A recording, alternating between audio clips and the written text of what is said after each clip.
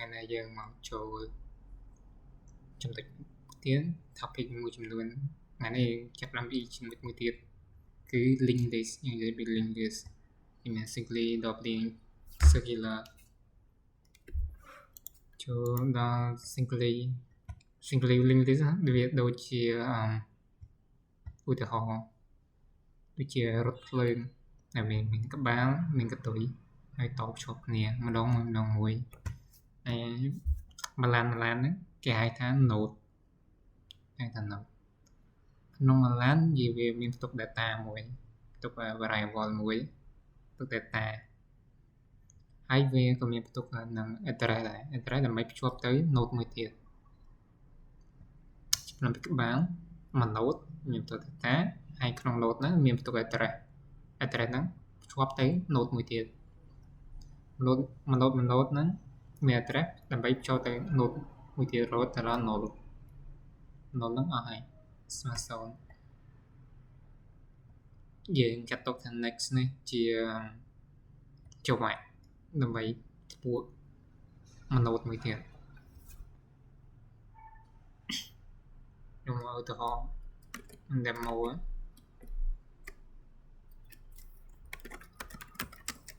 include standard input output យើងបង្កើតតាម structure មួយ type node ណាមកតាមធ្វើ assignment សេឈ្មោះ salesman ហើយចេញ customer ខ្ញុំដាក់អានេះ data ខ្ញុំដាក់ pointer data ហើយខ្ញុំ time structure node pointer next ដូចយ៉ាងម៉េចនេះ next structure next ដើម្បីពួកទៅ data មួយទៀតបង្កើត function បង្កើត node មួយដើម្បីបង្កើត node ថ្មីវាទទួលយកអាឆាឈ្មោះ parameter ឈ្មោះបង្កើត node មួយទៀតណា node ហ្នឹងទទួលយក new node យើងបង្កើត new node មកវា memory allocate អា node ថ្មីហ្នឹងមានទំហំវា allocate memory ហ្នឹងមកវាខាត់បងឬក៏ខ្វះ memory ហើយបង្កើតយើងប្រើ memory allocation យើង include standard library ពេលថាយើងសួរវាជោគជ័យហើយបើវា copy new node បើវាបរាជ័យយើង print នេះទៅ memory allocation fail new line exit 1វាចេញទៅបើវាបរាជ័យទេយើងឲ្យ new node ហ្នឹងយើងធ្វើវាឲ្យវាបង្ហាញ data មុនយើងប្រើ string duplicate បើយើងប្រើឆាឲ្យវា copy ឈ្មោះ name មកវាចូល data ហើយយើងទៅ data ចូលទៅបន្ទាប់រហូតដល់ null ប្រើ string duplicate include string duplicate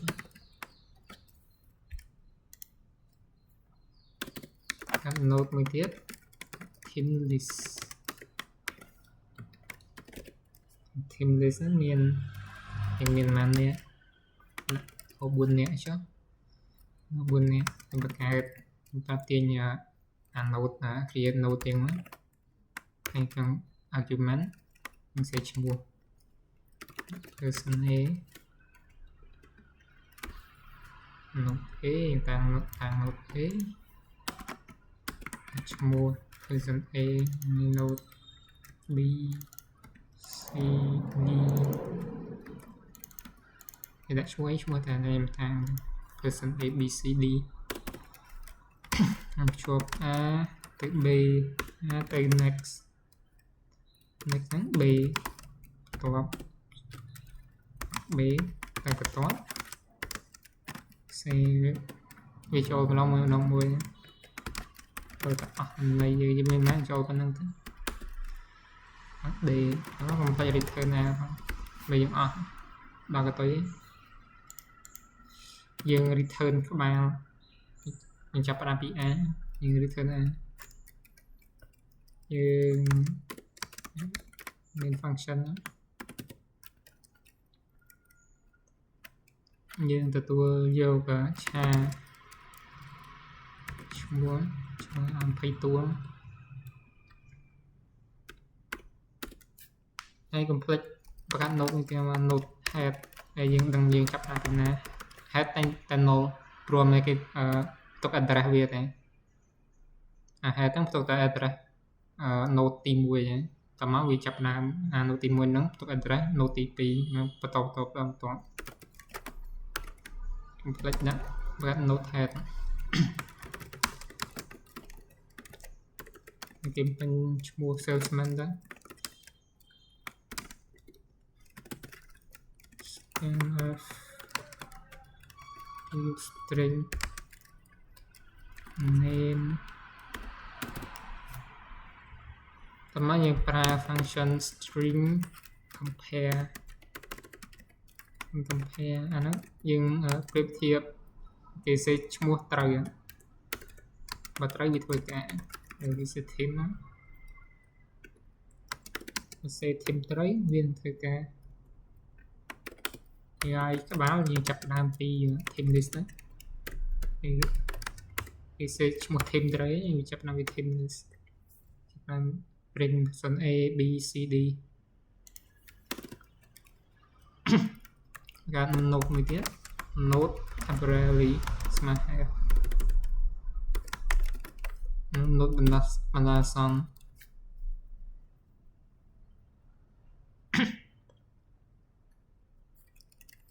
ពេល temporarily នឹងវា copy node ពេល node បណ្ដាសង្ឃនឹងវាចូលរហូតចូលទៅនៃ B person A B C D តែដល់ null ហើយវានឹងឈប់ហើយ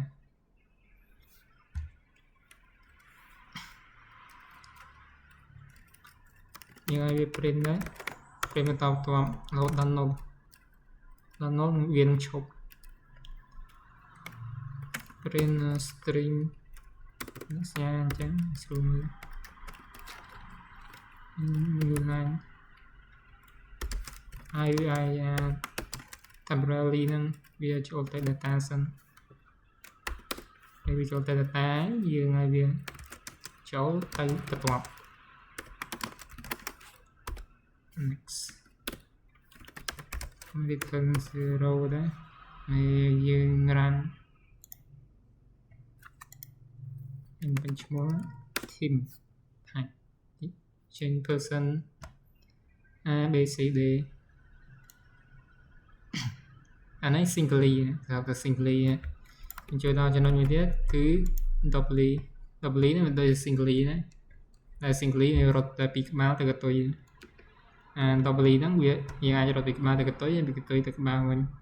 គឺដោយសារវាមាន previous អា singly នេះវាមានតែវាផ្ទុកតែតន័យទៅបន្ទាប់ណាវាមានផ្ទុកតន័យ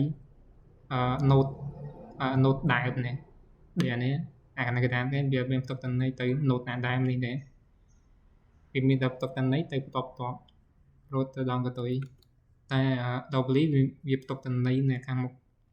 មានទាំងខាងមុខទាំងខាងក្រោយ head ចឹងតែងតែ null វាឲ្យ node head ស្មើ null វាសាមមានគេផ្ទុកតន័យតែនឹងវាផ្ទុកតន័យទៅខាងមុខណាវាមាន data មានអីតែនៅ previous head ដឹងតែ null ហើយកតុយគឺ null គឺ doubly មានតែ previous វាខុសត្រង់តែ previous ណាវាអាចរត់បច្ចេកទេសបាន cái structureមួយdemo inspect structure and previous មួយទៀតវារត់បច្ចាតិច new node យើងមាន next យើងមាន previous រត់រហូតទៅដល់ node ហើយកន្លែងនេះអានេះយើងរត់ទៅពី A ទៅ D រត់ពី D ទៅ A វិញទៅ C B B previous របស់ B គឺ A C previous របស់ C គឺ D D previous របស់ D គឺ C ដែល return A នៅដដែលហើយចាប់តាមពី A ហើយយើងពុកពីយើងដាក់ចេះទៅស្រួលមើលតិចដាក់ print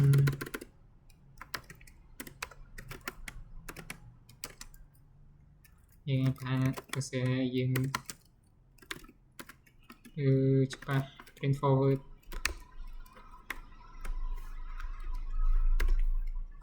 មកច្រឡំ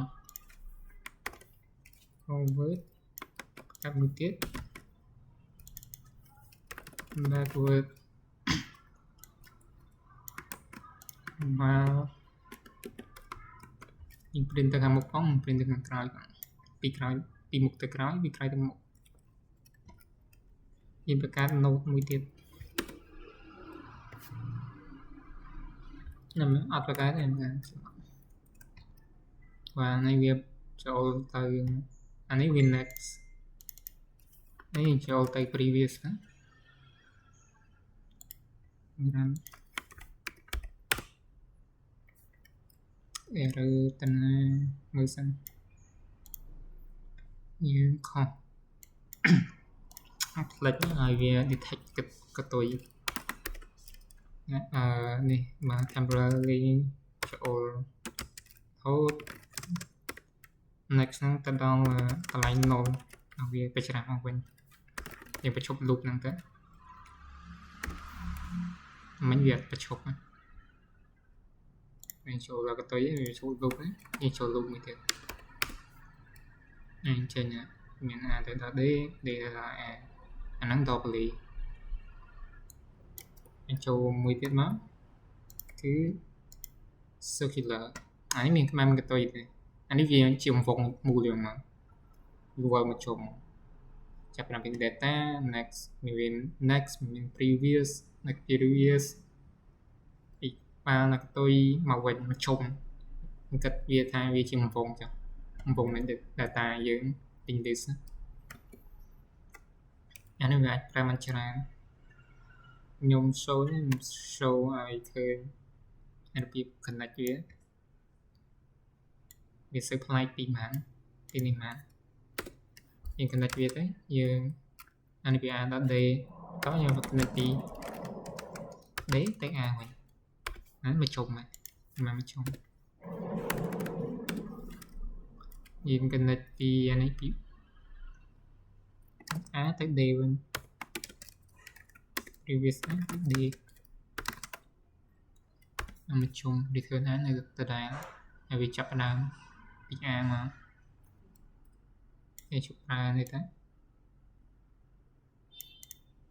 save នេះប្រើ file ប្រើ do file ហើយវា print តម្លៃ print ឈ្មោះធម្មតាទៅ temporary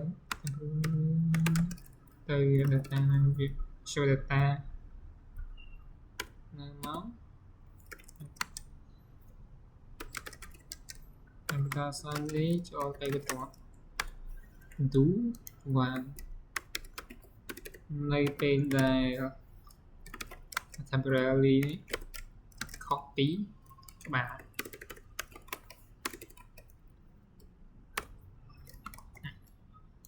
ពីក្បាលប្រំលើគ្នាសម្រាប់គាត់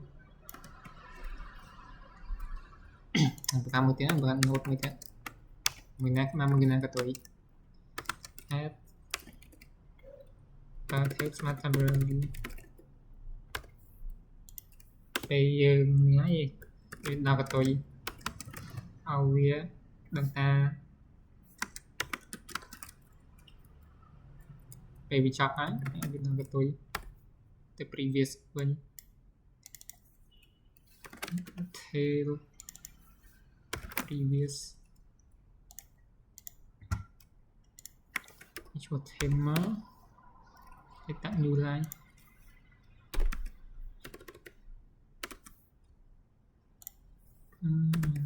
រំនឹងទៀតចេញទៅដែរcòn làវាមានរៀងជាងវងអត្តន័យអាសគឺlà link list មានប៉ុណ្ណឹង link list វាជាតន័យដែលភ្ជាប់តគ្នាមាន singly មាន doubly ហើយ circular វាងាយស្រួលក្នុងការ engage ជា array ក្នុងការយើងអាចបន្ថែមតន័យអាចបន្ថយតន័យអាចលុបយើងបន្ថែមខាងមុខបន្ថែមខាងក្រោយយើងអាចលុបមាន function ច្រើនយើងអាចធ្វើជាមួយនឹង link list របស់យើងអាចស្រួលកែអាចថែមថយបើយើងមានតន័យច្រើន